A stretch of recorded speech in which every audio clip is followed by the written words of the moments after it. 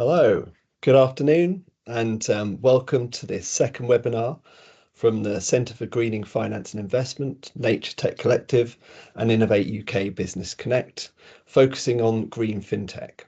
I'm Andy Bennett, and I lead on space initiatives at Innovate UK Business Connect.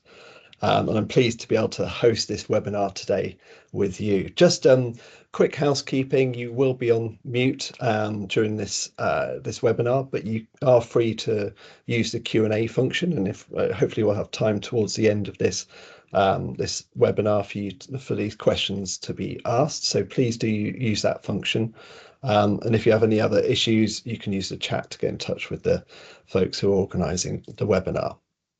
So just a bit about our organisation and the work we've been doing quickly before I introduce the panelists.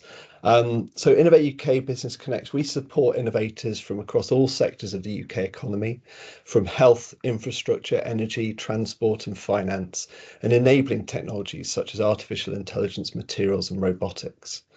And we aim to work at this intersection between different communities, providing insight and knowledge, all to enable innovation to happen at the boundaries where we believe we will create the world-leading products and services of the future. We're part of the Innovate UK family, and we support Innovate UK with their grant funding programs as well. So last week's webinar really focused on takeaways from COP16 and COP29 and the opportunities for innovation. And we heard from speakers who have been at the COPs and have provided their insight and thoughts on those high profile events. We heard how we now need to move from awareness to action, and I hope this week we'll focus a bit more on the action side of things. We know that we need to support organisations, specifically those data analytics companies, to take the raw data often derived from academic institutions or private businesses and operationalise it for the financial services sector. And today we'll hear from a number of companies who are doing exactly this, as well as from a financial institution, NatWest, and an investor in green fintech solutions, Planet A Ventures. If we look at the big picture, it is these analytics tools and data being developed that need to be embedded into the new products and services that will be used by corporates and financial institutions, so we can begin to unlock the hundreds of billions of investment that needs to go to more nature positive activities and assets. Before we speak to the participants of this webinar, I just want to quickly highlight a couple of activities we at Innovate UK have been involved in. Firstly, our Ignite Labs Space for Nature and Biodiversity programme, where we supported 20 analytics companies in an innovation lab. The focus of this lab was how to integrate design thinking into the products and services that they were developing for the financial services sector. The second focus was on satellite data, where we know that this is a key data source that can be used in areas such as natural capital accounting, land use change and ecosystem health. Separately, Innovate UK has run a programme called Unlocking Nature Positive Private Investment, where 6 companies have been supported with a total of 2 million of grant funding. The aim of this programme was to support companies developing solutions that enable private investors to invest in nature positive projects. And one of the winners of that funding, Ocean Ledger, are here today, and we'll hear about their experiences later on. So without further ado, I'd like to introduce Janak, Padhiar, Innovation and Design Associate at the UK Centre for Greening Finance and Investment, and one of the authors of the Green Fintech 2.0 report, to talk about the findings from that report. So over to you, Janak. Thank you so much, Andy. I hope everyone can see this beautiful ecosystem map. Amazing. So I'm Janak, as Andy mentioned, and I lead the innovation work at the UK Centre for Greening Finance and Investment, or CGFI. At CGFI, we position ourselves as an ecosystem accelerator at the intersection of academia, finance, technology, policy, and sustainability. And our mission is really to commercialize climate, nature, environmental analytics. How do you transform that into financial decision-making, and how do we drive sustainable growth? I lead the initiatives across our London and Leeds innovation hubs, including collaborations with Undaunted Greenhouse to support early stage startups in our 3rd cohort so far. Innovation and strong intermediaries are super critical to integrating environmental considerations into the financial sector. And sort of our innovation thesis as an ecosystem accelerator really highlights the need for a dynamic ecosystem. As you can see within this landscape report, sort of the startups that are emerging within the UK, sort of a snapshot of that, and how this dynamic ecosystem of intermediaries translates scientific insights into actionable tools for financial institutions. And how do we accelerate this as CGFI within this ecosystem? That includes networking, innovation, supporting early stage IDs through Undaunted, through the Climate Investment Challenge, Data Analytics Prize that we do in support with Imperial, capacity building through workshops, masterclasses, internships, through our innovation hub in Leeds, for instance, and engagement with investors and industry experts. And so our London and Leeds hubs are central to these efforts, hosting activities within the ecosystem and beyond. And our strength really lies in leveraging existing programs, networks, and partnerships. I mentioned our report, our Green Fintech 2.0 Next Generation Climate and Environmental Analytics to accelerate green finance. Sort of a pioneering analysis of the UK's vibrant green fintech landscape, spotlighting over 200 businesses. It examines key product categories, funding trends, growth stages, regional clusters, while also highlighting notable acquisitions and emerging opportunities. The report emphasizes credible science-based analytics that are crucial for financial markets to effectively price climate and environmental risks. And some of our key findings include the sector attracting over 630 million in investment, with most solutions focused on carbon accounting, sustainability reporting, and climate risk management. Additionally, VC funding, collaborative clusters, and accelerators are establishing a solid foundation within this space. And now I'm working on expanding this research within the European sort of green fintech ecosystem, identifying unique strengths, trends, and opportunities to complement. And we want to grow solutions, companies, and investments in this space and are looking for partners, and happy to connect with me after this in order to accelerate even more green fintech solutions. But I'll leave it at that. Okay, thank you, Janak. Thanks for that Thanks. introduction. I read in the report that the UK is defined as a real hotspot for green fintech innovation.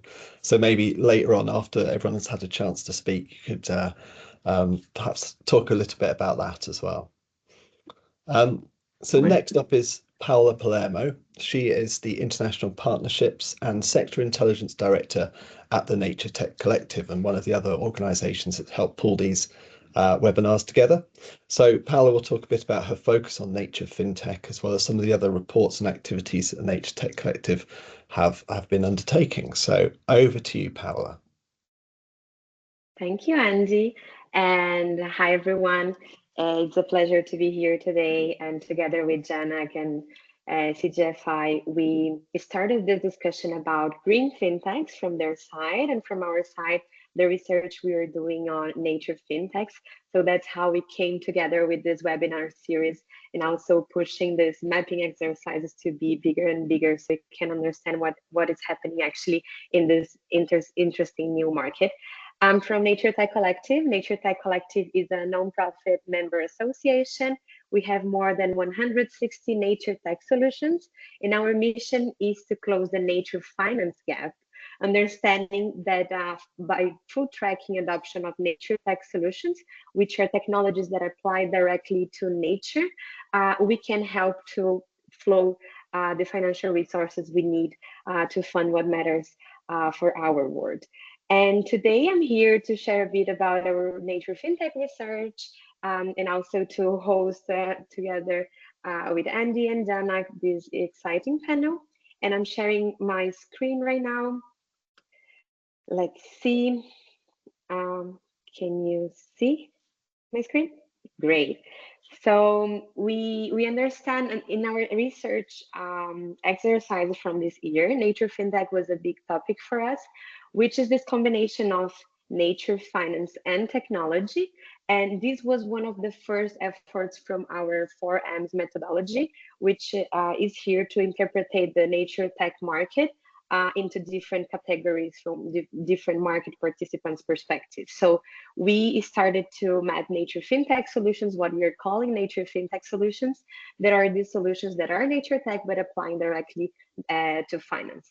So we start by market pressures, which we are seeing a lot of different technologies that actually are supporting to change the market in the directions that we are seeing right now with nature-related financial disclosures, sustainability-related financial disclosures, and all the frameworks and compliance instruments that we have emerging at this point.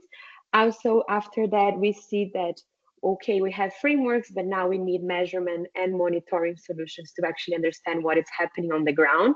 So this category of nature techs that apply to fintech and finance are these solutions that actually can bring new measurements to new data sets, create new data sets, and actually understand the world as it is. And after we have this layer, modeling solutions are here to actually process this data and to have insights from this data. And then they have a more direct application to the market itself. So we see frameworks that are being applied with directly rating systems. And this actually is able because we have measurements and now we can model and get insights from these measurements. Also, the world of insurance that is using a lot of actually nature data to model for insights, for future projections, that is also crucial to unlock the funds that we need to fund the nature finance gap. And the monetization solutions are actually these solutions that are more related to fintech itself. So these are solutions that are creating new payment systems for nature-related processes. They are creating new securities that are also engaging with digital data, nature data, and also asset tracking mechanisms. So these are the nature tech, nature fintech solutions that are actually helping to monetize end-to-end flows relating to finance. So this research here is expanding to a full report that will be launched early next year. We are excited to share these future results with you all, and also with CGFI, because we have some plans together to keep exploring this ecosystem. This is a global mapping of solutions, so I think this is where we complement as well with the work that is being done in the UK and now in Europe. And this is a new market, so it was also the first time that we see that nature fintech was defined as a category. And then we said, okay, there is a market here to explore. We also have launched this specific landscape in deal room with companies that actually you can see how much money they raise and actually see that the market is already there. I'll be posting here in the chat this report, also the link to our deal room map, and the other research that we did this year. So this 4M methodology that we have to analyze.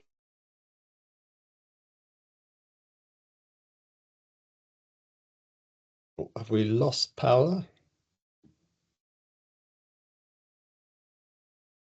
Perhaps we have. Oh, here we go. No, I'm back.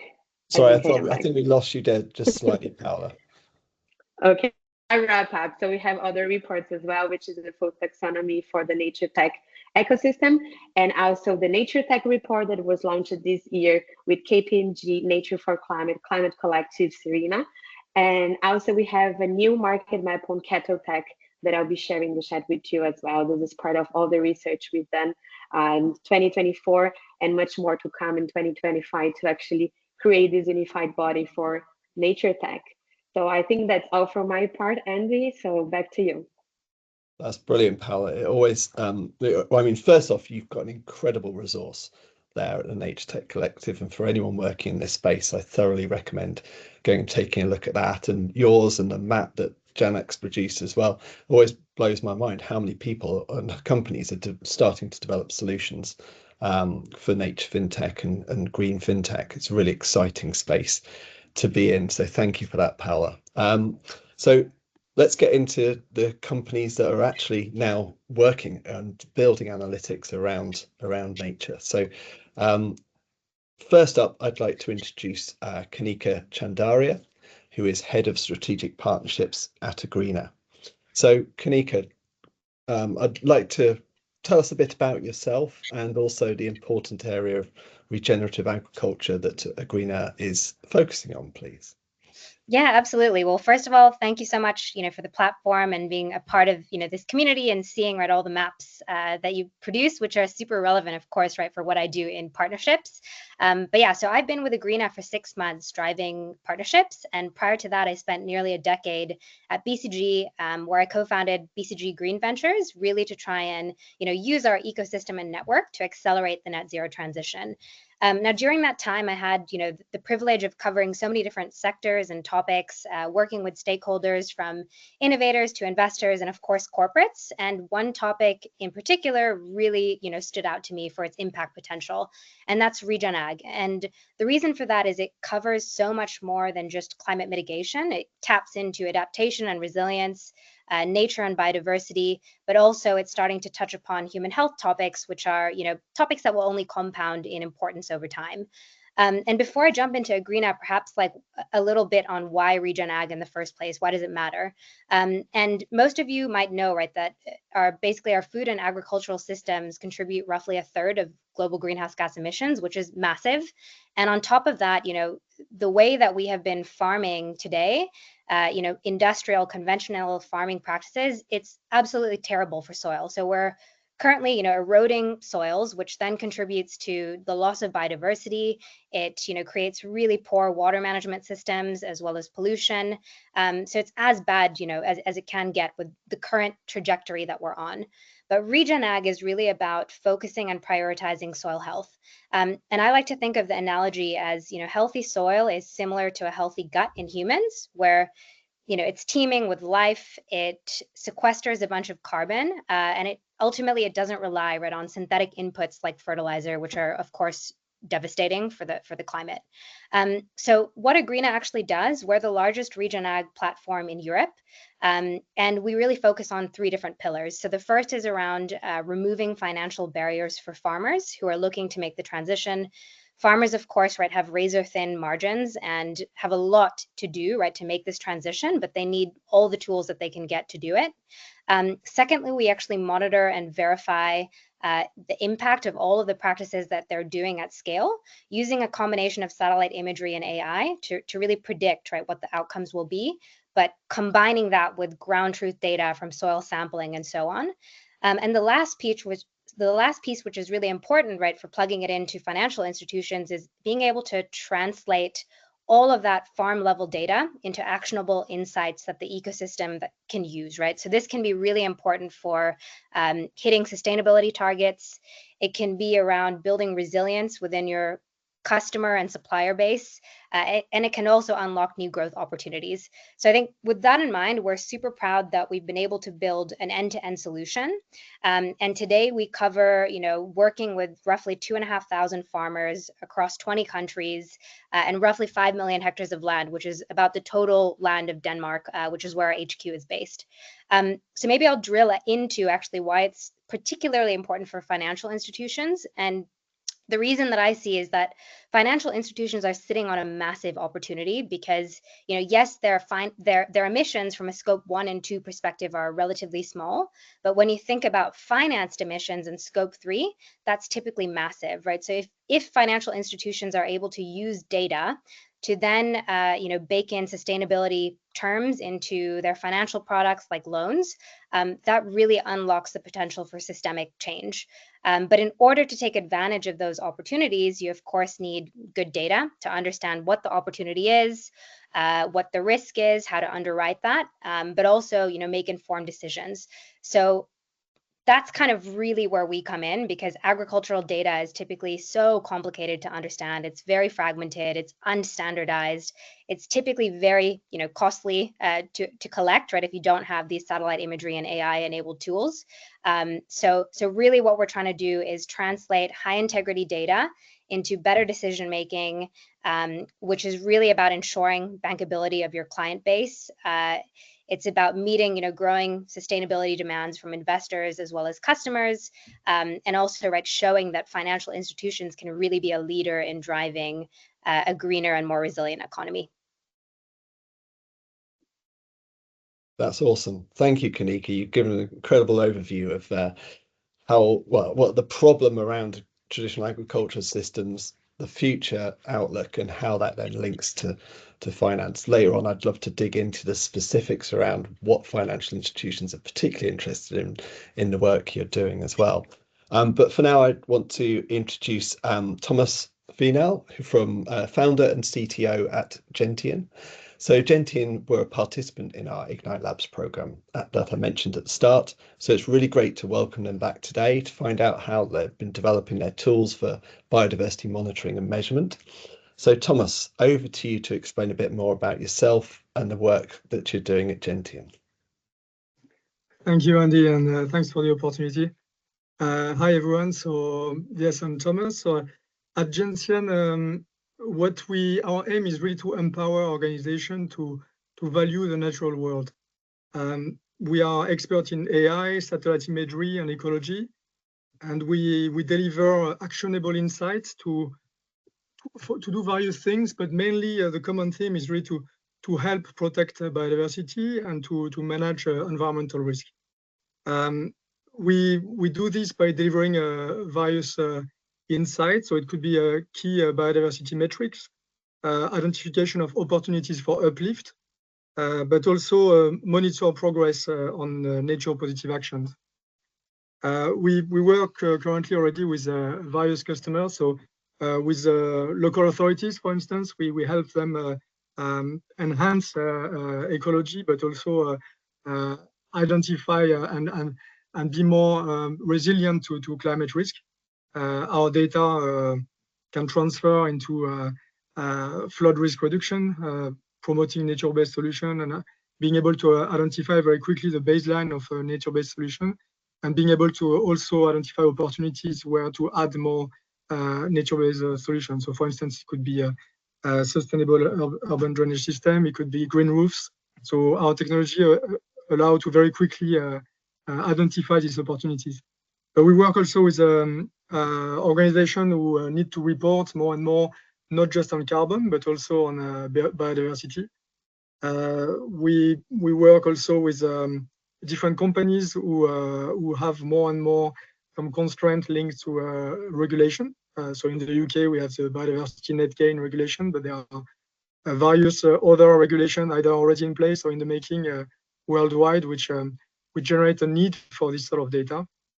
And I think maybe I should step back a bit and explain a bit, at least the context as we see it. There is this nature data market is relatively nascent. And one of the challenges is that traditionally we send ecologists on the ground, which can be very accurate, but not very scalable.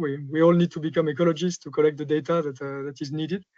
And so the alternative is online solutions, but often the problem is that these solutions are not either recent enough, the data is not recent enough, or it's patchy, or not accurate enough. That's another issue. So we're really trying to be in the middle and provide a solution that is entirely remote, but without compromising on accuracy. So we have developed some API, for instance, that allow you within minutes to have access to very accurate and recent data, like going down to less than a meter resolution anywhere in the world. So I think the key thing as well is that using satellite imagery, as that was one of the introduction, Andy, using satellite imagery allow to also be very scalable globally.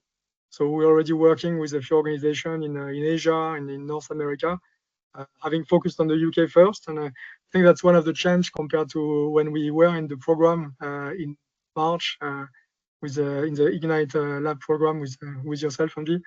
And maybe just a few words on the Ignite Lab program. So it was a really great experience for us. I think it was interesting in different ways. One aspect is that we really had some good advice and some methodology to have a proper user-centric design methodology, I would say. I think that's one of the challenge in nascent markets, is that sometimes your customers might not be clear yet of your needs. So there might be a temptation to try to define them for them, but you still need to find the right compromise between listening to the needs and trying to find the common point and all the pain points that you hear, to develop some building blocks and solutions that can serve a maximum amount of users. So I think this approach was really useful, but also it was very useful to meet other startups through the program, and we are still now working even with some of them. So we kept some very good relationship with a few of them. That was really useful, and I think finally also the introduction to the financial sector, and especially the ability to pitch to NatWest, for instance, who are here today as well. So yeah, this was very valuable to help us.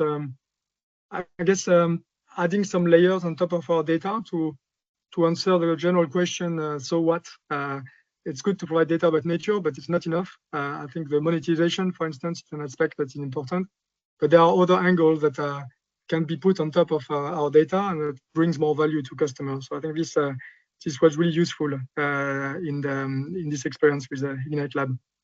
I could go on, but I should probably stop here for now. Thank you, Thomas. That's great. And it's really interesting, that point you made around user-centered design and the fact that the financial institutions, corporates might not know exactly what data they need right now. You can provide some, but you need to come to some compromise in the middle where you both get the information you require in the right format and so on. You're too modest to also mention that you've been nominated for an Earthshot Prize. So I'll drop that in there now before we move on. Thank you, by the way. I'm very grateful. No problem. So next up, I would like to invite Paige Roepers, the founder and CEO of Ocean Ledger. So Ocean Ledger were one of the winners of our grant funding competition, Innovate UK, Unlocking Nature Positive Private Investment. So I'm really interested to see how that project's going. So Paige, over to you again. Tell us a bit about yourself and how your company is working to unlock finance for coastal and marine applications. Of course. No, thanks so much for having me, for this opportunity to be amongst some amazing other organizations and give my thoughts. So I guess just a little bit about me. I have maybe a non-traditional background, which I think often is one of the reasons why people end up innovating within this kind of space. So I have a background in marine biology. I kind of spent a good chunk of the first part of my life diving and sailing competitively and doing field research, and then ended up pivoting massively after studying marine biology up at University of St Andrews to go into investment banking consulting. So I think I have a huge appreciation. The way I like to phrase it is I feel like I'm empathetic to both sides, and I think within this type of space that a lot of these other companies, or as well as investors operating within, you have to appreciate the nuances, you have to have humility, and you have to be able to ultimately communicate with both, the people who are on the ground, whether that's scientists or conservationists, but also, maybe your customers, the corporates and financial institutions. So a bit about Ocean Ledger. We're a young company, I think probably on the younger side of some of the other organizations on this panel, but we're a research spin out from the German Aerospace Center. So my co-founder was tasked with, kind of through his academic career, PhD, and then a tech transfer project that was funded by the German Aerospace Center to fill this gap within the coastal marine environment. So we only focus on that niche. We don't try and do anything else. There are other amazing companies out there to do that. We are focused on this gap from a monitoring perspective, which isn't too dissimilar from how Gentian described theirs, which is that you have big global data sets which provide a wealth of data and knowledge, but when scaled down, right, are very inaccurate. And at least within the coastal space, you have an extra layer of complexity to deal with, whether that's how dynamic and different, coastlines are around the world, but then also an extra atmosphere. So you have air, but you have a water column, which, as you can imagine, complicates things when you're trying to, understand, measure, forecast, whatever it may be. And then on the flip side, you have people, similar on the ground collecting information, which is not scalable. So what Ocean Ledger does is we fuse, that remote sensing and field data input in order to quantify, different physical, biophysical trends across space and time. So in essence, we're looking at anyone who is building, operating, owning, financing, or insuring an asset along that coastline. Think ports, commercial real estate, railways, airports.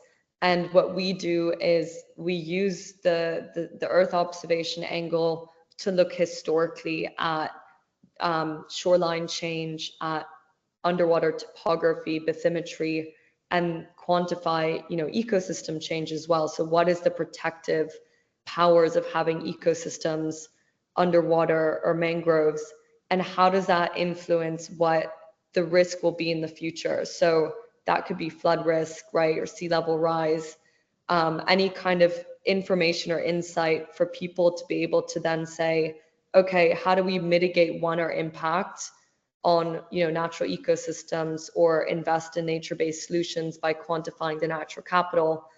But more so, how do we adapt to this? So should we build a seawall in one place versus another place? Should we build that new expansion of the port up there versus over here? It's that kind of decision making, which is already being done in large part by some consultants or engineering firms, but really this is kind of an advanced scalable tool that gives you a peek into the future.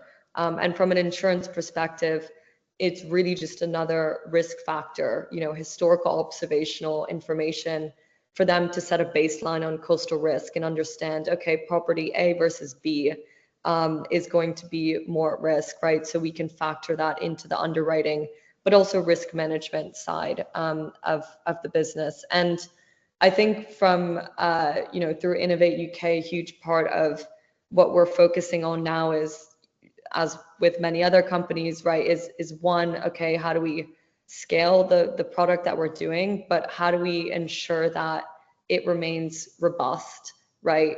When you're doing any kind of modeling, the first thing that will discredit you is not being transparent about what goes into that.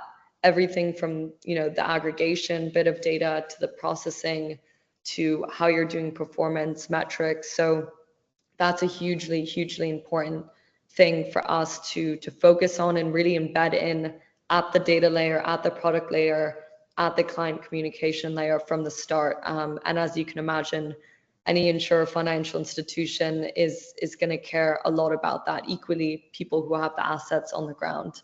So yeah, a little bit about us, but yeah, really happy to be part of this panel. So thank you again. Thank you, Paige. That's absolutely brilliant. It's great to hear about your background and the way we need to communicate better between these different communities with different needs and different expectations. And I think that's hopefully something we can pick up in the questions. I'd also maybe challenge you on saying your area is a niche. The amount of people that live, in coastal communities and the infrastructure that exists around coast, that seems to be it's a bit bigger than a niche.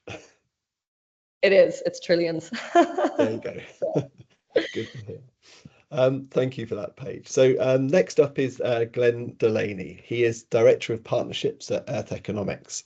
So Earth Economics is a slightly different proposition to the companies that have come before, in that they are a not-for-profit developing tools to support ecosystem valuation from the perspective of both financial and non-financial market benefits. So Glen, over to you next to explain more about yourself and Earth Economics. Thanks for having me and for bringing so many different perspectives into the conversation. It's fascinating. And I've been scribbling notes down on connections to Ocean Ledger, so I'm sure I'll reach out to Paige. As you said, despite the accent, I work for an American nonprofit, and our mission is to quantify and value the benefits nature provides to people, communities, and organizations, fostering effective decisions that prioritize the well-being of people and nature. Practically, we value ecosystem services, and we've been doing that for about 25 years. And I suspect this crowd will be quite familiar with ecosystem services, but for those who aren't, these are flows of annual benefits created by functions of natural capital that are often non-market in value and therefore are ignored in financial calculations and decision-making because we receive them for free, up until ecosystems degrade, and then we really miss those services. So think of a wetlands capturing water and reducing flooding during a rain event, or a forest's ability to create healthy soil. Economists can value those services in a particular context, so they can look at one wetlands and value the avoided damages of flooding to surrounding communities based on real costs and hydrography and damage data. And we have a proprietary database of 10,000 of those values, standardized at $1 per acre per year, and we apply them to new ecosystems where there are landscape similarities with the studies. So kind of like a house survey using market data to value a property based on number of bedrooms or proximity to schools, but instead you're looking at salinity of water or topography. And mostly we work with nature NGOs like the Nature Conservancy. We work with a lot of US tribes and with Canadian First Nations, and we work with the public sector in the US. And we use this secondary approach with these groups because it's cost effective and quick compared to expensive primary studies, which are more defensible. And our valuations are used for advocacy, for fundraising, and sometimes decision making with federal agencies. But we have recently begun working with the private sector. We've valued the co-benefits of 2 very large US carbon projects, and that's being used with buyers to secure a price premium for their credits, so being used qualitatively. And we're also working with a corporation on one of their water stewardship investments, capturing all those social benefits beyond their water targets. And we've also been speaking to nature-based solutions investors, again, about communicating social impact to some of their impact investors. And this work has been consultative until now. We have a kind of project and we sit down, scope things out, and it's all very hands-on. But this year, we worked with the Land Trust Alliance in the US, and their members manage about 60 million acres of land in total. And we created a tool that their members could use to value services at a high level. And we took 1,500 US values from that database I mentioned, from 100 studies, and conducted a regression analysis and developed a model that values 11 services across 9 ecosystems, so wetlands, several types of forests, grasslands, rivers. The inputs are easy for the layperson to enter. It's acreages of land cover, and then whether they're urban or non-urban, and riparian or non-riparian. And it delivers this very high-level, state-level value because it's based on state populations and GDP, and aggregates the total services into this total value. So it's an approach that's suitable for communication, not, I think, for basing financial mechanisms or instruments on yet, but it's a really useful tool for quickly bringing in all these non-market, non-commoditized values into the conversation when discussing nature-based solutions investments. And this was the first iteration, so it can be improved. We're working with a new client on some upgrades. It's something that could be replicated in the UK and Europe. There's already a Netherlands-based open access values database called ESVD, which DEFRA have funded, and they've developed a comparable global higher level tool for, I think, 2 ecosystems, so ag and tropical forests maybe. But a UK model is achievable given the number of studies that have been performed in the country. And this could fill a niche between the national level values that DEFRA provides and the primary research that fantastic UK experts like FTech can produce, which are probably more suitable for integration into financial instruments. So very happy to answer any questions about it in the follow-up. Thank you very much, Glenn, and interesting to hear your transition from working with governments now to the private sector, which I imagine is something that's going to only grow over the coming years. So now we've heard from the analytics companies, we're now going to get a couple of different perspectives from the end users and the investors. So first up, I want to invite Daniel Gibbs. He is the Climate Propositions Manager from NatWest. Daniel was instrumental in supporting our Ignite Labs program earlier in the year by providing that perspective of a financial institution that has an increasing focus on nature and climate. So he kindly interacted with many of the companies on our program, providing that advice and support. So hopefully you can do a bit of that today. So Daniel, perhaps you can start by telling us just a bit about your role and then NatWest's activities in the area of climate and nature, please. Very happy to, and yeah, thank you again for the time to speak on the panel today. So in terms of my role, as Andy kindly said, I'm a Climate Propositions Director within NatWest. Effectively, you can sum up my job as if our customers are struggling to become better for the environment, I help them. Whether that is through finance or insights, I design new solutions to put into their hands. I'm going to quickly run you through effectively what we've done so far, the challenges that we're facing, and then where we're hoping to go next. In terms of our existing engagement in nature and biodiversity, The big one is bond organisation, which we do from particularly around blue bonds. We've developed a bit of a specialism in. The second, to Kanika's point earlier, is supporting farms that are looking to ingrain sustainable practices. We fund the farms to actually do that, providing debt to the business. And then thirdly and finally is helping businesses in critical sectors, particularly affected by regulations like the Soft Commodities Compact, to make sure that both we and they understand the transition risk that they are facing, and then we might provide expertise to them to move away from that risk. Now, a thought that I will ask you to put a quick pin in, which I'm going to come back to, but you will have noticed those three areas are very indirect when it comes to supporting nature. We're supporting the businesses that are doing it, but not nature itself, and that I will come back to. The challenges that we're facing, threefold again.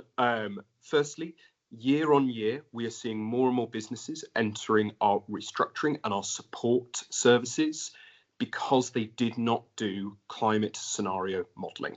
They have fallen foul of storm and flood damage, and it is becoming an increasing risk to us. If you consider the fact that about between a quarter and a third of properties in the UK are on our balance sheet, and even this morning, a new report was released saying about 10% of UK homes are at risk of flooding.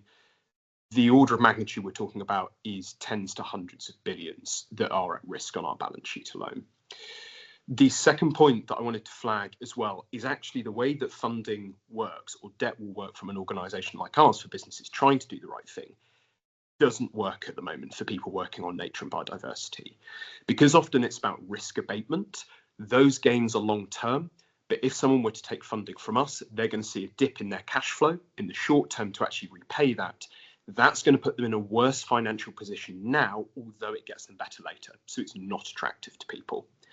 The third major challenge that I have working with businesses, they're not interested.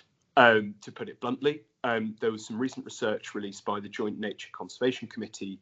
There is less engagement on the topic of nature and biodiversity in the general population than there was a few years ago. It's gone down by 3 percentage points. So I'm trying to get businesses to think about their emissions, and they don't care about that, let alone about this thing coming down the road. But they need to, is the obvious thing to say. Coming back to that point, I asked you to put a pin in around moving from indirect financing to direct financing. That's the main challenge that I have. That's the way that I'm hoping to get people to care more about it effectively. If we fund nature directly, i.e. the assets rather than the businesses, that means that we can offer cheaper financing and provide more insights around the individual assets rather than having to get an entire business to transform. So it's much simpler. The data that we get as well is much, much better. Now, there are a few ways that I think that we as an organisation will become more involved within that. It'll go out and out and out more in future, but in the immediacy. The first is that there are direct opportunities that we can be working on. Thomas has already mentioned them, things like green roofs, where we increase the value of existing assets that work with how we currently fund. Solar panels, great example. If you have a bio-solar roof, the efficiency of those panels increase. Direct benefit to us, easy to finance because we're very comfortable with those technologies and the built environment as well. Second way that I think that we'll be getting more involved is as market makers. If you consider an organisation like ours, we both bank businesses, but we also have our wealth organisations, so Coots being the most famous of those, big landowners in the UK who want to generate a profit from the areas that they have. And we also have the customers that need to buy things like BNG as well. Tokenisation and markets are something that we may end up looking at, sort of lots of caveats around this as we'd expect, just as it is very nascent and emerging. But because we have that customer base, it's something that is very possible that we'll do. The final one is really enabled by the solutions that we're talking about today, valuing ecosystem services, understanding people along shorelines, where they are in the value. It's physical risk abatement is the way that I think I'm going to get people to really care about it. By highlighting to businesses, because if we're thinking about a 40-year mortgage, these climate adaptation impacts are very much going to hit in the lifetime of those property assets. If I can offer a discounted rate on someone's mortgage, contingent on them taking action, putting in place nature-based solutions, I need to be able to cost the value that that presents to us, the maintained value of that property. But if I can do that, I can take a little bit of a percentage point off of that mortgage, and that's how I'm going to get people to really care about that, I think. So the things that we're really excited about, improvements in natural capital and ecosystem services accounting will be a massive benefit to us. Anything driven by geospatial data as well, we need to be able to get people to care at scale. One-on-one is not going to work quickly enough. So understanding who our priority customers are, who's most at risk, who stands to gain the most remotely before we reach out to speak to them is one thing that we're going to really focus on. So definitely challenges, but moving from that indirect to direct financing is what we want to be doing going forward.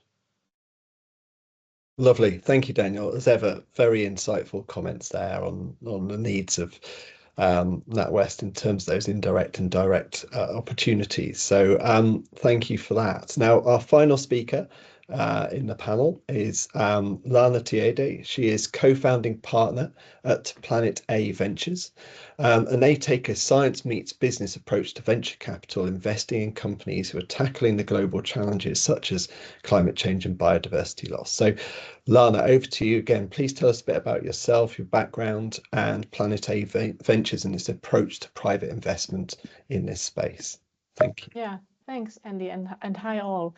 So Planet A was founded 3 years ago, based in Berlin, investing in early stage founders, European founders that do something amazing for nature tech and climate tech innovation. And we really built Planet A around science in order to be able to understand what effect has that innovation really.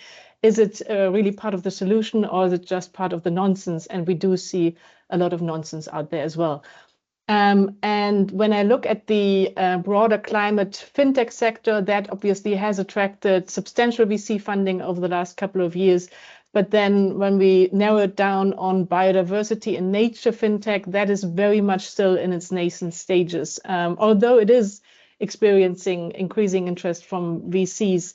But VCs really, as customers as well, they struggle to understand the biodiversity impact of their investments. So last year we came up with a methodology how to really assess the impact of investments for early stage VC in order to educate the wider ecosystem and be more confident in making these investments. So what excites me? I think what excites me in this space is very much the tech that was not there 5 to 10 years back. I mean, all these environmental DNA, bioacoustics, drones, geospatial analysis. And I used to live in Tanzania for a couple of years and did wildlife conservation there, biodiversity protection, and it was super cumbersome, expensive, and lengthy to do these assessments. And now 5 to 10 years later, we can do stuff that we could not do, and that's super. And what we also see is first demand by customers. Slowly, I think I would think that the biggest demand, as I see it, is mostly from the fast-moving consumer goods and the food industry that really feels that share is burning. And also the European policies, especially the CSRD, is fostering a very conducive environment for the growth of these nature-focused fintech startups. But a word of caution there, I think the geopolitical landscape has really changed over the last couple of years, and founders should not rely their whole business model on regulation. I think we have seen with the EU deforestation law that these regulations might come later than anticipated, or they might be less ambitious than we were hoping for. I see a lot of startups now in the MRV space, which is very important, that we need to be able to measure and verify and report on the impact on nature and biodiversity. A few examples would be Rethink from Germany, or Symbiosis from Bahrain, Nala as well from Germany. So there's a lot of innovation there and good founders coming into this space, which is great.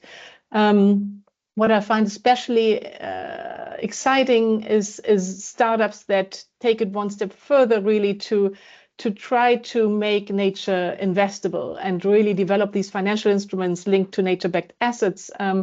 and creating new avenues for investments to flow into that space. And we have done a couple of investments there. I would like to highlight maybe one, the Land Banking Group, which is coming up with an operating system bridging business and nature. And what it does is, maybe I quickly explain what they do is, so they allow landowners to become stewards of their lands and be compensated not only for the product that they grow there, but for the water they sequester, for the carbon in their soils, for the fresh water. And then they built this huge MRV tool in the middle with Earth observation, in situ data, AI to generate natural capital accounts. And then they issue contracts that convert any measured uplift in natural capital into a balance sheet grade asset that can be transacted. And that allows business investors and individuals to hold and transact these nature equity assets. And I think that's a very exciting way, just as an example, how you can link nature and the financial world much, much more. Thanks. Thank you very much, Lena. Just a quick question for you straight away before we get into the panel. You mentioned this impact investment thesis you've got. Is that one that you've done for the whole ecosystem, or is this specifically just for Planet? Yeah, it's publicly available. I can share the link in the chat here. We try to share everything that we learn. Great, thank you. Really interesting and good to hear that that's available for others to learn from as well, which I think is one of the important things we need in this space, a lot of collaboration and partnership. So I'm going to jump straight into that because we don't have long left, and apologies, we've tried to pack a lot into today.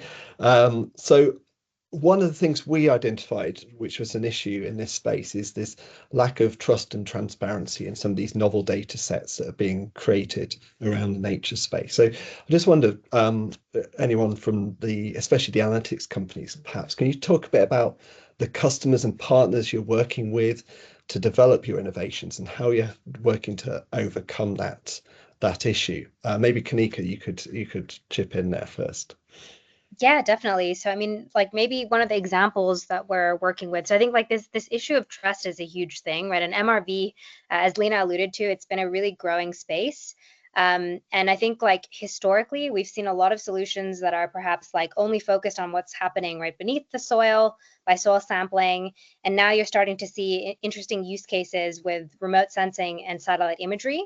And I think what we do, at least, right, is we combine everything together so that there is trust, right? We're not in a moment in time where we can confidently and accurately say, right, or we can say that, but I think end consumers don't necessarily trust, right, that the level of accuracy is enough to be only relying on remote sensing and so on. So I think like within the financial sector, the clients that we're seeing the most, interest and adoption for are the ones that actually have very large agricultural portfolios.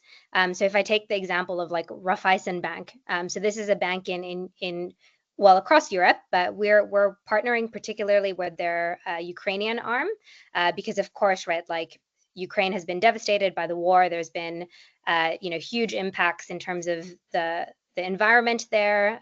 There's open questions around food security as well as resilience and so on. So they see a massive problem to deal with locally, and a massive amount of customers of theirs, right, are in that agricultural sector. So with them, we've basically teamed up to say Agreena can provide you, right, with that robust and verified data that has been validated by third parties, as well as using multiple layers of remote sensing, satellite imagery, plus ground truth and soil sampling. And this is then enabling them to really understand, right, from their customer base, who's adopting what are the benefits that we're seeing, right, year over year, and then from then on be able to create the financial instruments to support these customers in actually making the transition and being compensated, right, for that invisible crop, right, that is all of the benefits when it comes to carbon and water and biodiversity and so on. That's brilliant. Thank you, Kanika. Paige, Thomas, do you have thoughts on this area as well? Maybe just if I can give our perspective. So for us, ecology is really in our DNA. So we have most of all the staff in our team, including the founders, have some form of ecology or climate-related degree.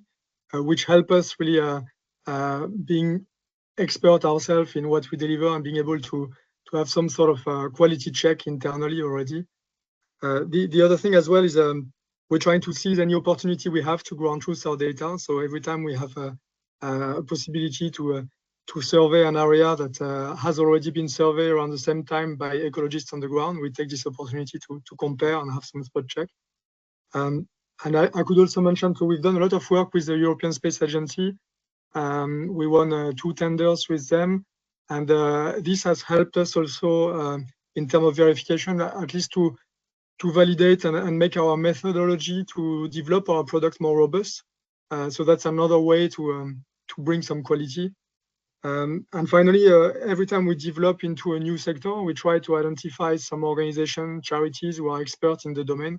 For instance, we've recently expanded to wetlands, and we've done a lot of work with the WWT, the Wetland Trust, the biggest wetland trust in the wetland charity in the UK. And that really helped us to formalize the need and to verify our data, the validity of data, the relevance of our data when it comes to wetlands, for instance. And especially we're in the middle of doing a project with Innovate UK, or at least sponsored by Innovate UK, with an expert in peatlands, which is a very interesting type of habitats, obviously for water, for carbon, but also for biodiversity. And here, through this, we're partnering with the University of East London and some nationwide experts on peatlands. So really trying to work with experts as much as possible, experts in ecology, to verify what we do and the way we do it. Great, thank you, Thomas. Paige, do you have a 30-second response around this? I know you've got to go pretty soon. Yeah, I mean, I can give just a specific example. We're doing a project in Mallorca, and we were developing a restoration suitability index for active seagrass reforestation. And similar to Gentian, probably you want globally applicable but locally adapted models, and we're looking to actually forecast like what the extent uplift would be from reforestation activities. So what we did was we took historical context through the observation data, but we obviously worked with the local scientists on the ground to understand what are the local specific ecological factors that are going to influence the trajectory, the success rate of this reforestation activity. So again, it's that fine balance between being data driven by local data, but having modular and standardized approaches that you could at a base level plug and play. Great, thank you, Paige. We're already at 4 o'clock. Janak, do we have time for one more quick question for everyone, or is that do we have to hard stop at 4? I don't think we have a hard stop. I think if everyone's okay, we can have one more. Anyone needs to go, please do. But yeah. it's a sort of wrap-up question, really. What are people, in terms of the innovation, the analytics that are coming through, what are people really excited about? Maybe I can ask that towards Lena and Daniel and anyone else who wants to comment as well. Short answers, please.